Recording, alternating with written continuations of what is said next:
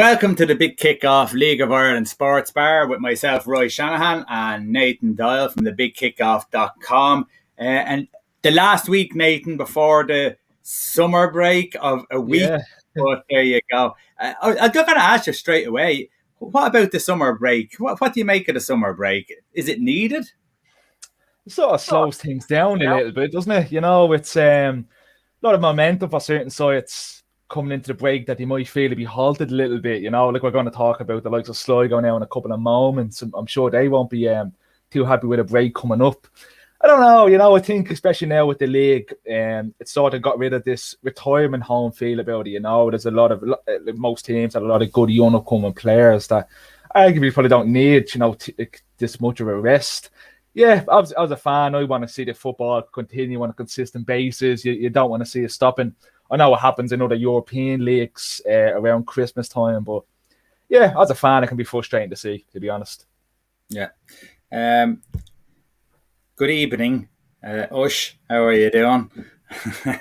Ush, you're going to have to do something about those fingers. They must be putting on weight because you're pressing too many keys. I do that with my phone as well. So,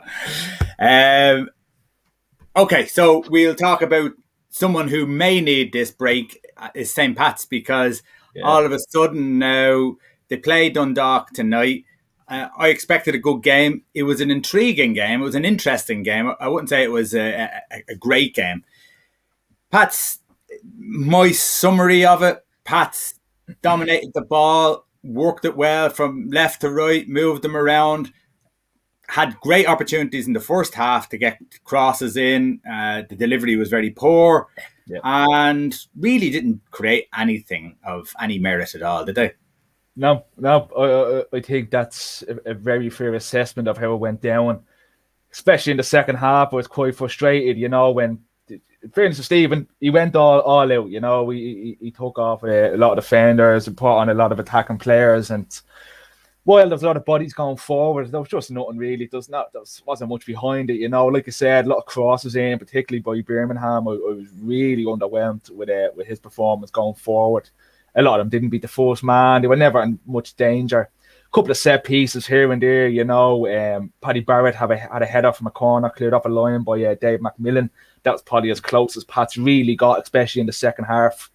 Frustrating result from a Pat's point of view, you know. We seen Dundalk and turn on the ability to beat Shamrock Rovers last weekend actually, and probably from their point of view, the less said about the 5-1 defeat the Bows, the better. But you know that you can still pull out these results with the squad that you have, you know. And even though they're missing some players through injury, Pat Hope and coming back in tonight was a big difference, you know. I thought he would have brought Dan Kelly on a bit sooner, just because of the way that Pats were going forward at such an alarming rate. So, yeah, really disappointing from St. Pat's point of view. We've seen this at Pats over the past couple of years, you know, especially even last season. A lot of huffing and puffing going forward, a lot of nice build-up play, a lot of not rush or anything really, you know, a very patient build-up play, and it's just the end product at the end is just non-existent this evening, and it's a shame to see, you know, even when the likes of Coughlin came on, nothing really changed either. Yeah. As we have there, taking something special to beat Andy Boyle to a cross tonight. Yeah. I thought the way Dundalk set themselves up, I thought they made themselves very difficult to get in behind. It was a 4-4-2 as far as I could see, two flat fours, and we'll counter-attack. And when they counter-attacked, they looked dangerous at times. They obviously got 2 goals tonight to win the game. But it looks like Jim Gilton has gone back to basics and said, listen, we don't have to be the Dundalk of old where we pass a team off the pitch. We just have to make ourselves hard to beat, and we have some quality there that can go on and win us games.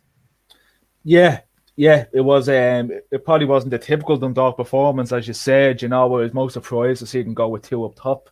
I thought it worked out well, though. You know, McMillan took his goal really well. In fairness to him and Hoban probably look like the 2 that can link up for them this season.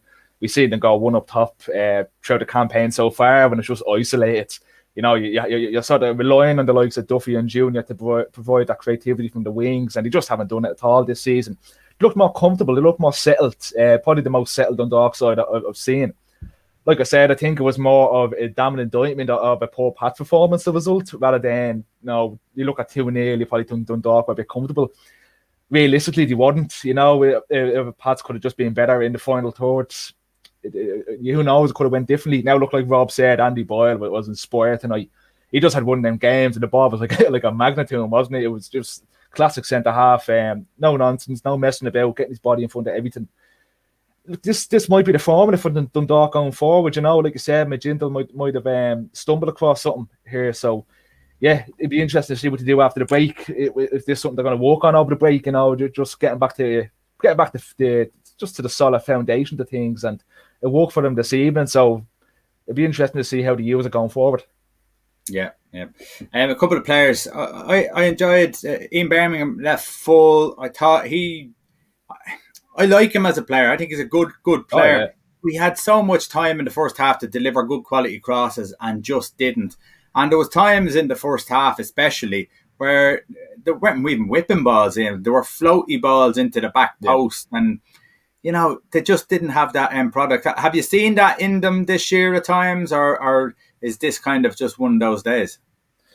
It was a mix of the two, when, like I said, Birmingham had a lot of opportunities in the first half. He really isolated the Latvian right back, and McElhenney wasn't really tracking back to give him any help whatsoever. So there was plenty of space out on that left-hand side for Birmingham.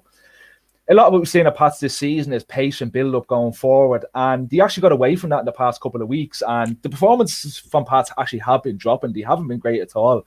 You could probably go as far back as the Longford game.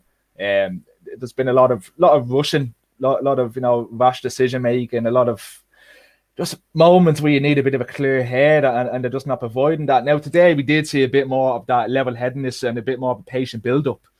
But the final ball, like I said, the crosses in particular, and I throw Mountney under the bus too with that as well. Some of the crosses in by Mountney would just float us in. And when you have the likes of Billy Keane and Matty Smith and Copley in the second half, these aren't the biggest lads physically.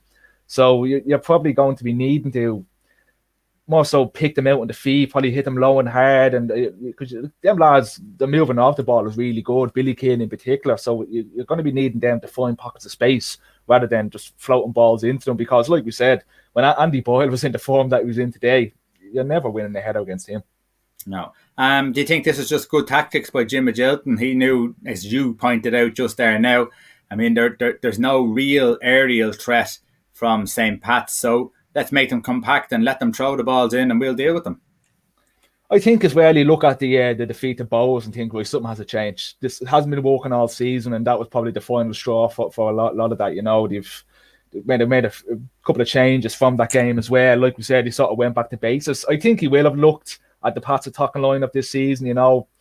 They've been decent from set pieces, but that was more so, centre halves and things like that coming up. We've seen Lee Desmond and Sam Bowen get a couple of goals throughout the season. So, while they have scored from corners, like I said, a lot of them hadn't come up from the attacking players. I think that could have been a thing. It was just like back to basics sort of performance by them. It wasn't pretty, it wasn't spectacular, but I think you could point out to Magilton, tip your cap to him, because I think to see a manager sometimes, trying to come out and stick to their guns and, to prove that, well, I'm going to make it work.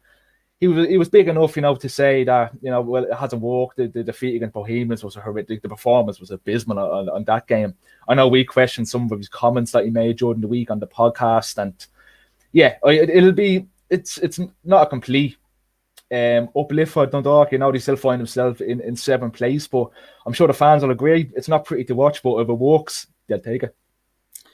So both of these teams are probably thankful for the week off, the match that's off and the summer break. What about Sligo Rovers? They probably want to just keep playing at the moment, and down to 10 men and beating Finn Harps up in Finn Park. It's a great result. Yeah, great day for them as well. Like we said, Pat's dropping points. We're going to talk about the dropping points. So, sides that are in and around that top position, So not only was it a good win for them, but performances elsewhere went their way. It was a great game, actually, wasn't it? It was really, really, it was a very, very enjoyable match to watch, I must say. Finn Harps they'll feel a bit hard done by, especially in the first half. They had a mountain of chances. Labe. Sorry, Jesus Christ, me with names. Labe up top had a half full of chances. In fairness to Ed McGinty, a lot of them on one-on-one situations, and he just stood firm. Didn't go down too quickly. Made it difficult.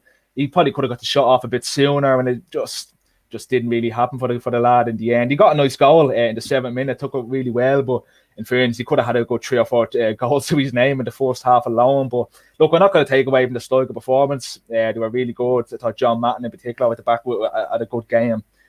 Romeo Parks popping up another goal. Parks is a really interesting one for me. I actually don't know what you think about it. I know he's popping up with important goals. We've seen him score now against Finn Harps and Shamrock Rovers.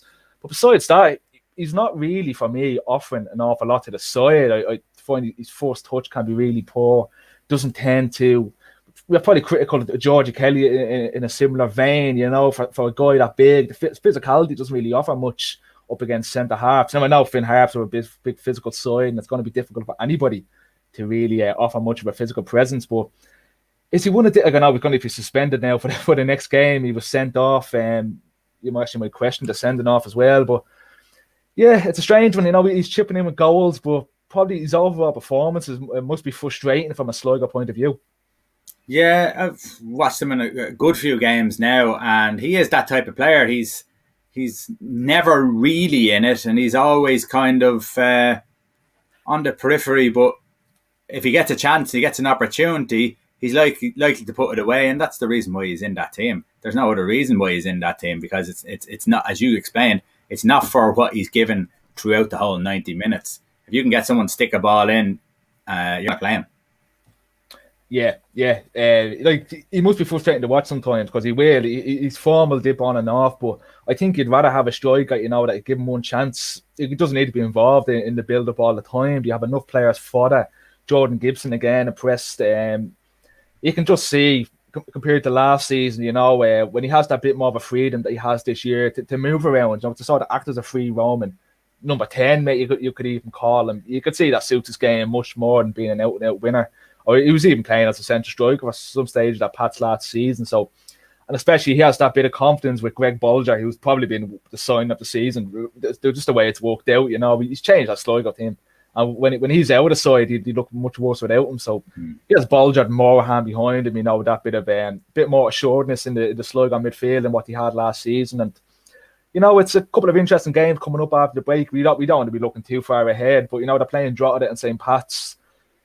If you get results out of them, I'll be calling them serious. Well, they're going to be title contenders, but I'll be calling them serious front running contenders now, or do we sort of wait till because they're 2 big games, coming up against Drogheda and St. Pat's after the break, So if they get even 4 points out of them, is that when we start, really throwing their hat in the ring to be the ones to catch this season?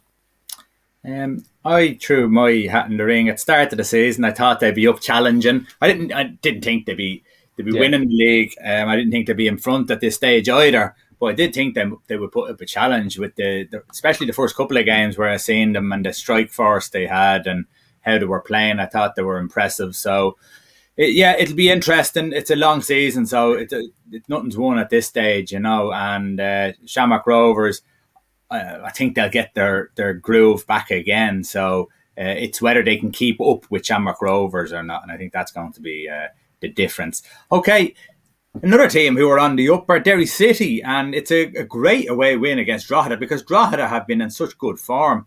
This is a fantastic win. Yeah, brilliant. It really has. We've seen the improvement since Higgins went in as the manager, but it's starting to come true now with results. You were probably unlucky on Monday to not beat Pats in all fairness, the Pats again relied on a late goal. But yeah, Will Patchen popped up here with 2 goals. He's been one of the real standout players, hasn't he? On loan from Dundalk. He's been absolutely excellent. Like I said, Akintunde can be busy, and they really need Parkhouse, I think. They really need to get him off the mark this season. He hasn't scored at all this season, and there was a lot of pressure on him before the start of the season. Now, he's lucky with the likes of Patchen and Fitzgerald, another lad who should actually give it a bit of a mention. They've both been excellent this season for Derry. So, yeah, it's good to see, it's always a shame to see a side like Derry down where they are. This is a team that should be pushing for European football, So again, this year, I'd still have them down as, well, I don't think they'd be ones for relegation. I think the likes of Longford and Waterford will have them two positions sewn up for the majority of the season now going forward. If Derry can just get away from there, get up to mid-table, I still think that'll be the goal of this season. A lot of the sides ahead of them, you find it difficult to see Derry, pushing past, I know they beat Drogheda, but, the Droghedas and the Pats and the Sligos of this world. So, yeah, it's been a good build for Higgins, and a lot of positive signs go forward. A lot of good young players in that team. I shout out boys on a weekly basis. He's my new James Brown, apparently. Yeah, there really is. And they're good to watch. That there's a decent standard of football starting to come back up to the Brandywell, and that's been missing for the past couple of years. And they had a lot of talented players last year, and they're still probably missing a decent holding midfielder in the squad. Like they had the likes of McCormick and Clifford last year, and they underwhelmed. So if they can get someone like that in, possibly in July, it'd be a definite major positive for them going forward. Yeah. The first division, Nathan, it's finally happened. They've got off the mark. Wexford, and away at that. Yeah. Beat Cabinteely 2-0, and it just shows you don't know what's going to happen in this division. It was only a week ago where we doubted that they might even get anything from this season. But a change in the manager, and all of a sudden now there's obviously a little bit of belief, and that result will go a hell of a long way of topping that up. Yeah, and I think if you look at the results since Ian Ryan has come in, there's been there's 2 1-0 defeats to Galway and Bray. You would have imagined they would have steamrolled Wexford. So even in them results, they haven't been embarrassed by any stretch of the imagination. And you probably felt, the Wexford fans in particular would have felt that maybe something was on the cards. And I think this just sort of justifies it a bit. Like we said, Ian Ryan coming in, we've seen Lachlan Fitzgerald come in as a player coach, another man with plenty of League of Ireland experience. These are all positives. These are all good things to see. Kyle Robinson popping up with an early goal. That's his second of the season. It's one of the many issues that they've had this season as a goal scorer. We can talk about the horrendous defensive record, but the ability just to score goals has been crazy. I think that's only, they won 2-0 today. That's the 4th goal. That's only 4 goals they've scored all season. And Kyle Robinson has got half of them. So, that'd be the one part. That'd be, the result is a positive, but you want going forward, what's next now? It's all well and good beating Cabinteely. Like I said, you might find themselves on a bit of a roll now, and there might be another side even that they might be coasting the break a little bit. They've picked up their first win, their first points as well of the season.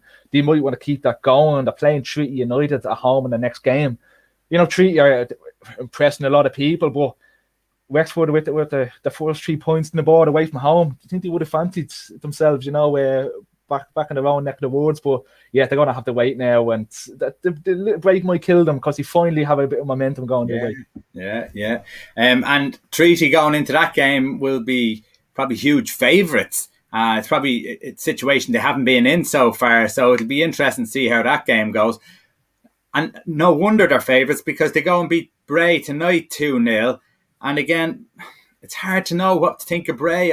In fairness, I know I'll talk myself up when I get something right, but with Bray, I had them tipped to really fight it out for the top spot this year, if not go up automatically. And yeah, they're failing to do any sort of doesn't get any sort of momentum or pattern to their play. They seem to be struggling all the time.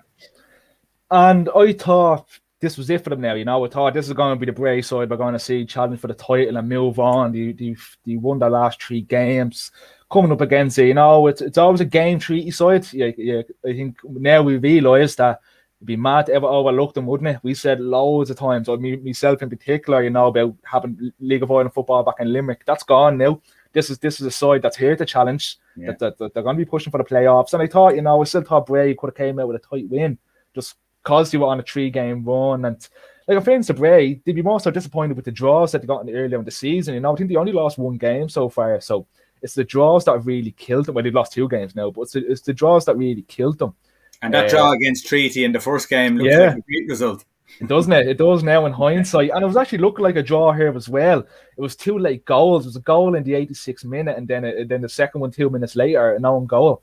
So they were disappointed that maybe didn't hand out for that. But in fairness to Treaty, they now find themselves in fourth position. There's certain sides around them. We're going to talk about the UCDs and the Athlone. There you go, segueing into another game. But yeah, like Athlone drop points, and Galway still just not getting moving at all. Cabinteely dropped points this week. So yeah, a good week for our Treaty United to be capitalising and getting a good win against Bray.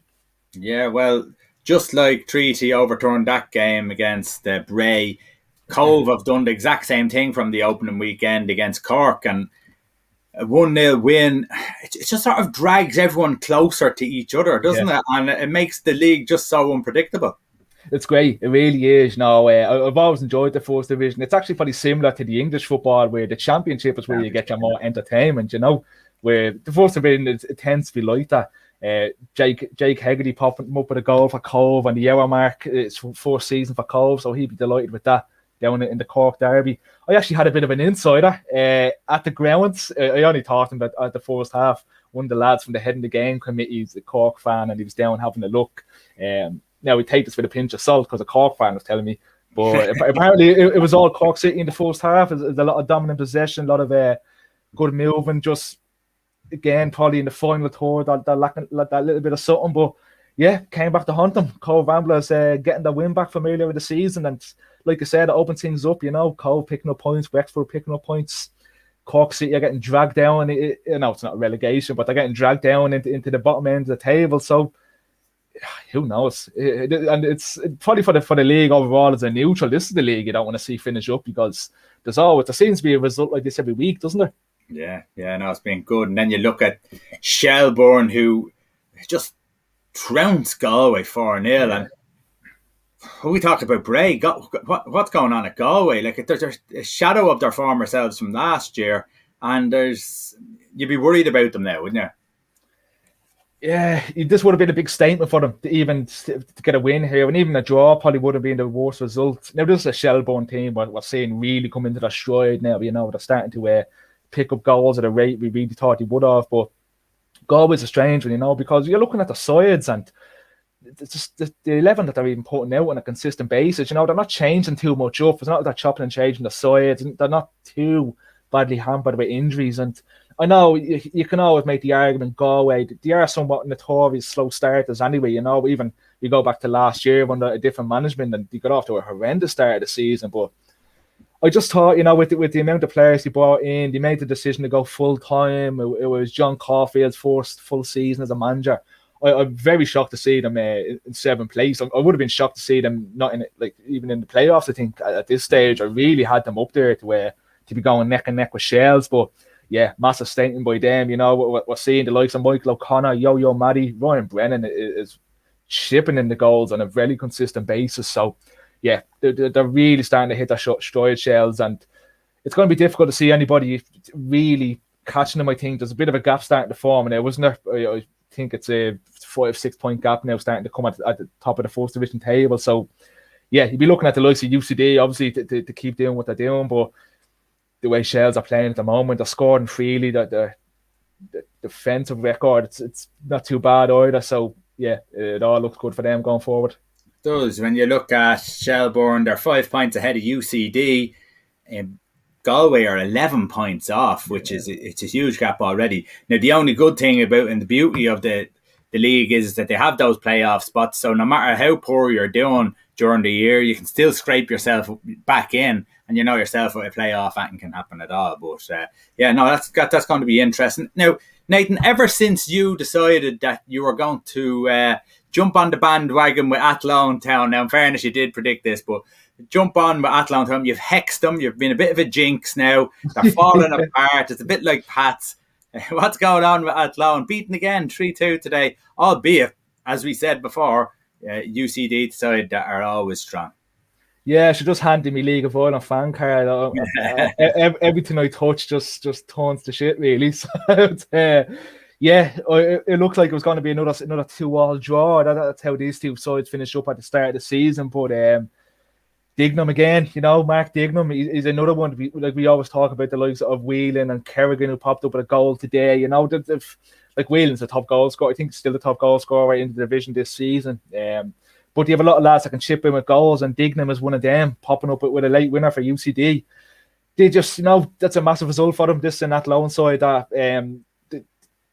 it's funny, they got off to such a good start to the season, then they lost 3 in the bounce, and then they won last week. So, there's a bit of a patchy recent form starting to come up. So it's a good result for UCD. Just to stay in that little bit of touching distance with Shells, because we can talk about how much of a fun league this is, but you're still, obviously, if you're a Shells fan, you want to see Shells run away with it. But from neutrals, we don't want to see that. We want to see a bit of a competitive title race. And yeah, this is important for UCD to be picking up points in these big games in the manner that he did. And you can never write this side off. You really, really can't. Just with the goals that they score alone, that's 25 goals for this season, the most in the entire fourth division. And this is the fourth division now. Like we said, it has a Shells team that scored on a regular basis. Athlone hadn't shown goals either. So yeah, full credit to them, and it really is great to see.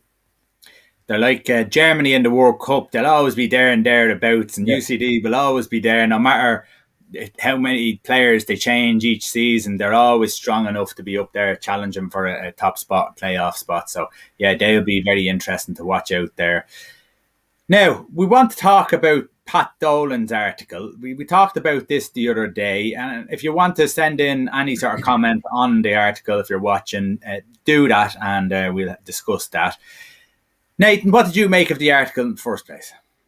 I was saying it was a bit of a mixed reception, to say the least, wasn't it? A lot of people not happy with a man like Pat Dolan, who has a great reputation in the league. I obviously love what he's done at St. Pat's, and I'm actually a big fan of Pat Dolan as well.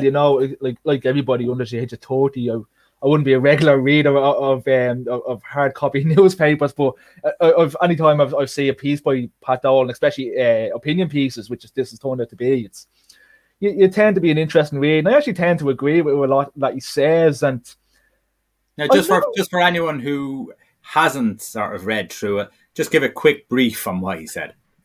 Yeah, I suppose. Look, he's just the headline was probably the one of the best ways to describe it. He says it's no wonder our kids support foreign teams, and he was just breaking down a lot of.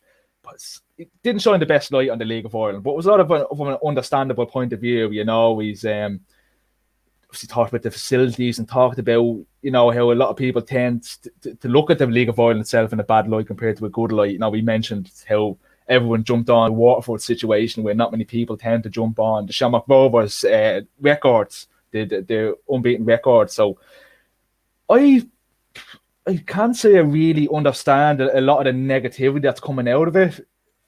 Help me out here. Am I missing something?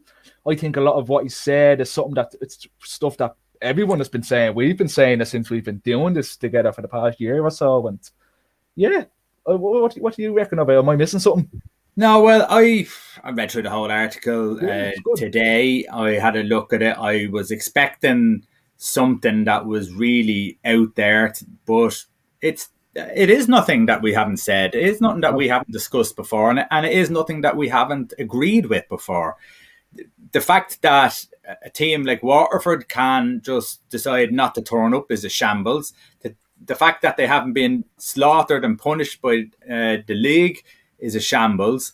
And the fact that Drogheda go out and beat them 7-0 and get that unfair advantage is a shambles. Like, the whole thing is a shambles, and it makes a mockery of the league.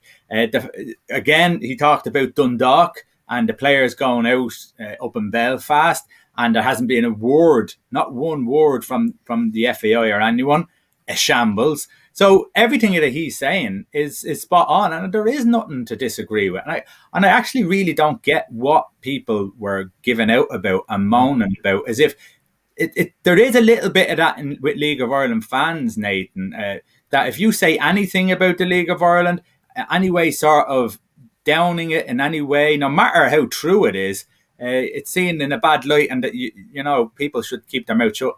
That's not the way. If you want to make a league better, you have to stand up, you have to say something, and you have to make the point that this isn't acceptable for our league. We want to push on. We want to make this a better league. And the only way to do that is voice your concerns about any topics that are there, such as the shambles that there has been over the last few weeks. And listen, we could go over the last year, the last 2 years, and I'm pretty sure for the rest of this year, there's going to be other stuff that's out there that we're going to be tutting and shaking our head about.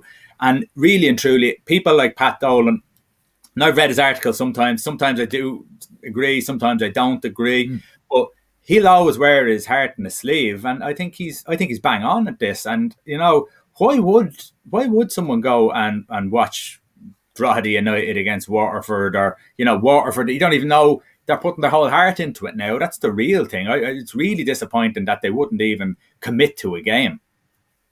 Yeah, it is, and it's none of us want to be reading this about a league. We want to be positive about a league, but this is just the truth of it, really, isn't it? The facilities aren't up to scratch, and we can blame the FEI, we can blame lack of government support, but the clubs also have to take a bit of a look as well. You look at some of the grounds, and even a lick of paint wouldn't go amiss to some of them. And it's just not a glamorous league anymore. And it always has. Anytime I'm a younger fan, I'm only 25, so it's never been a glamorous league anytime I've been going down. I couldn't tell you about before my time. I just wasn't there.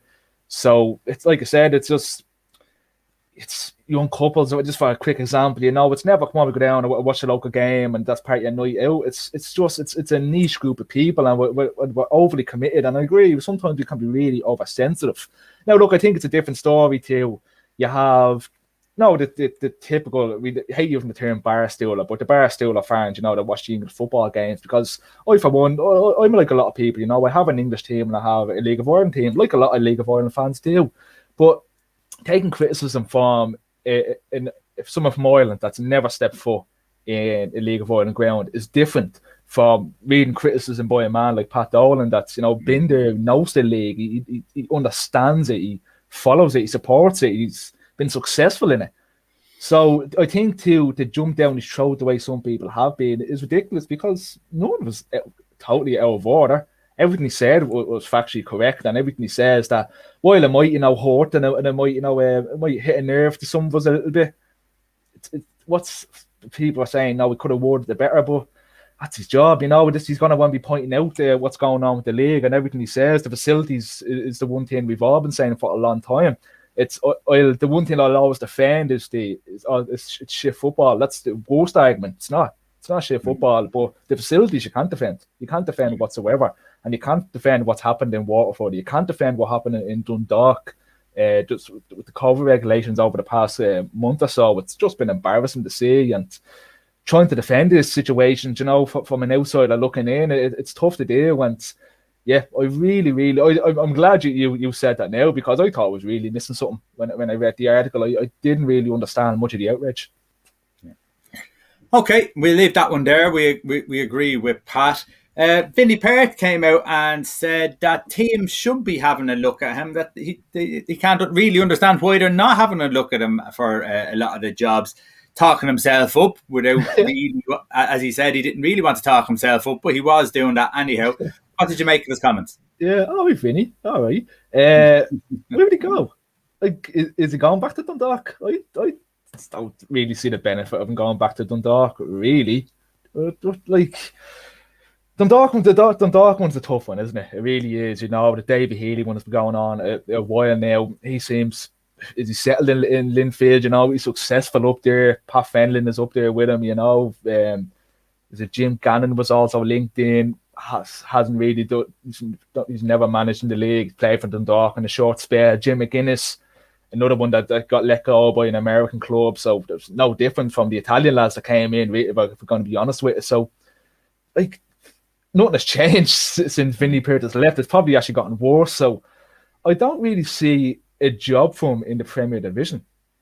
I don't see anywhere he could go in, because like the Waterford job is gone now. That's probably a worse situation than Dundalk. Does you want to go back into leave one mad house to go into another? Yeah, I really don't see a position for him at the moment. Yeah, no, I'm not sure. He's obviously he's getting those itchy feet and he wants to get out there. Like as a manager, he's done okay. He left on not great terms at Dundalk. Not saying that that's his fault. As we know, the club is in disarray really at the moment. It's barely standing. But he hasn't done anything to really, with Dundalk in the last season, to sort of just step back into the Dundalk job. And for Dundalk to let him go and then to think about putting him back in the job, none of that makes sense to me at all whatsoever. I just couldn't see. So it looks to me that Vinny Perth wants a job. There seems to be a job at Dundalk. And when I say seems to be, I'm saying seems to be because they don't seem to be in a big rush to get a manager there. No. And Jim Magilton has decided that he's slotting in there, and he even said last week he called himself the manager. So I'm really not too sure how much they're pushing to get a new manager in. But yeah, it's just a bit of self-praise from Vinny Perth, isn't it? And, you know, as you said, there's other managers out there doing great jobs in their clubs. So I really can't see where he fits in anywhere in First Division or Premier Division.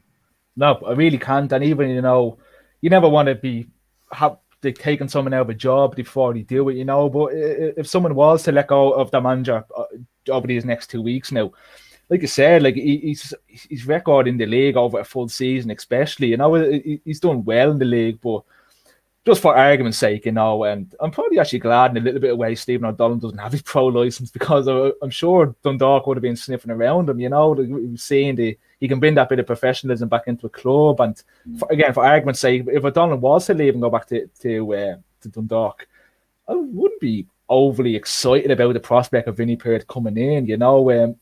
If he comes, maybe he offered that little bit more as an assistant, you know. We've seen what he can do under Stephen Kenny, but as a main man, I'm not too sure. And I think at the moment, like we said, there's no openings for them whatsoever. The Dundalk one doesn't make sense. Anyway, it really, really doesn't. Like there's been, how many names have been linked with that Dundalk job? Really, there's been a handful. Like I named the three there earlier. We have Vinny. Jared Little was another one that was tipped at one stage. It's getting strange now, you know. It'd be interesting to see, do they bring anybody in over these next 2 weeks? But if Vinny Perth was the man to step in, I'd be absolutely shocked, because it's the situation that he left, and it's probably a worse situation too. Yeah. Okay, we'll leave that there. We're still bamboozled. We're not really too sure what's going on there. I couldn't believe them reports when they came out. I was just baffled by Vinny Perth going back to a club that didn't want them, and the club wanting Vinny Perth back when they didn't want them. So it just doesn't make no sense whatsoever. And it's not like a massive time. It hasn't been a massive time loop either, you know. Like it's not been that long. Like it's not like it's been, you know, a couple of years now, and some bridges have probably been mended. There's been a bit of a change in the backroom staff. You know, some of the higher ups have switched around. Nothing has changed. Like I said, it's probably got worse. Yeah. So expecting Vinny Perth to go in and change anything, it's a bit of a clueless appointment, really. Goes down hand in hand with everything else they've been doing for the last while, so maybe we shouldn't be surprised. Okay, the Save Tolka Park campaign. Any more from that? Have we heard anything? Is it still in the same position that it was? I suppose it is. That's the one thing that a lot of them are saying. There's another one of these that seems to be a lot of confusion around it, which a bit of unnecessary confusion. And when I've seen some people asking for some advice on what's going on, and anyone that's been involved with the campaign is saying, well, just wait till. Remember, we were talking about that they're financing their own proposals for Tolka Park. And they're saying, you know, well, we just hang on and wait till the proposals are released. They'll get all the information, which is understandable, you know. So I think it's the sort of the world we're in now. We want the information now. We want it now. We want it instantly. And yeah, that's what it seems to be. Is give us a bit of time.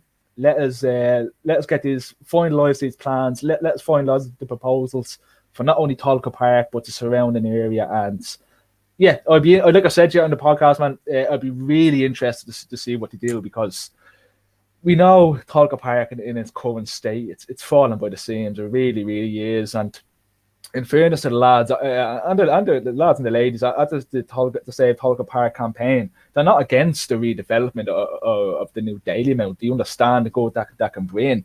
They just feel that, you know, that Tolka Park is such an institute of Irish football that they just don't want it to be ripped down. And again, like we said in the podcast, like I think that we can all sympathise with that as fans. We all as much as, a lot of them are in a bad state, going back to the facilities, even my own Richmond Park, as much as I love it and as much as I had amazing memories down there, the old girl isn't what she used to be, and it's that sentiment is for a lot of clubs. And, like I was saying to you, I don't know, I think it was even off camera at some stage that when Pats were being just talked about Pats moving over to St. Michael's across the road, you start a little bit inside, you're like, oh God, it'd be strange, saying goodbye to Richmond. And even though it'll be the better for the club, it'll still be that little bit inside you, it doesn't really want to let go. So I think even from that, from that point of view, and as soppy as it may sound, as football fans, I think we can all relate to that in a little way. Is the stand at the back of the pitch, I'm not sure what end it is, the big stand, is that the worst stand in the league? I think it just looks so out of place. Do you know the big stand where they come out now? Yeah, it looks so out of place. It's on one half of the pitch behind the goal. It just doesn't look right. Yeah, I get that as well when I'm watching Drogheda games. It just has the two stands and nothing connecting it. It just sort of just thrown there a little bit. And it's a strange with Tolka. The two behind the goals are a bit bizarre. It's just time hasn't been good to them at all. But yeah, it's always a weird one. I remember my first time going to Tolka and just thinking, oh, they must be doing that stand up. That must be getting built, and just being, no, that's just been there. It's just long standing. That's it. Yeah, no, I don't like it. I think it's a bit of an eyesore, to tell you the truth. And Tolka's always been a decent looking place. Yeah. Now it's getting old. It's starting to fall apart, and it looks a bit raggedy now. So, do you want to answer the question? Let me have a look. Where's the aspect for? Yeah, I think it all really depends, doesn't it? Like I believe Tolka's at least out, isn't it? It's on a long-standing lease by the Dublin City Council, and I know the council they want to sell it, and they used the 15 million from the sale to use it towards the Dalymount redevelopment. So they just seem to be really girding against the Dalymount Park one, which is understandable. Like they're not only doing the stadium up, but they're doing the area around it, and that 15 million from the sale of Tolka is apparently vital to regenerating the surrounding area of Dalymount Park. So, like I said, it'd be interesting to see the proposal from the sale of Tolka Park campaign, because it's sort of just like what Rob said there. We're sort of just throwing out scenarios now, and as good as we think he is, I think he's onto something there with that one. And as good as we think it is, I think we'll get more of a guide when we actually see it coming out in the next couple of weeks. So it'd be interesting to see. It really, really will, because it'd be. None of us can sit here and say like the Dalymount Park redevelopment is going to be bad in any aspect. Look, we can talk about how long it's taken, and we can talk about the rise in cost and the reduced amount of you drop down to 6,000 capacity as well, I think.